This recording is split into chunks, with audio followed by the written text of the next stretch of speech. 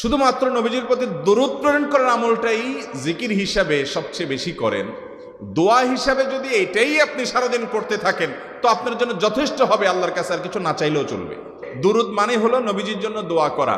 ভাই, আল্লাহ তার হাবিবকে রহম করবেন, আপনার আমার দোয়ার দিকে আল্লাহর তাকানোর কোনো ঠেকা আছে?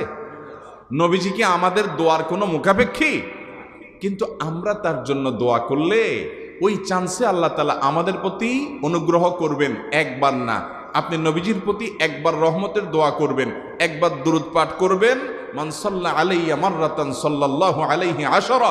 নবীজি সাল্লাল্লাহু আলাইহি সাল্লাম বলেছেন, একবার আমার জন্য তোমরা দোয়া করলে, আমার প্রতি দুরূদ পাঠ করলে, আল্লাহ তাআলা তোমাদের জীবনে 10 বার 10 জায়গায় 10 টাইমস তোমাদের উপরে আল্লাহ তাআলা অনুগ্রহ করবেন।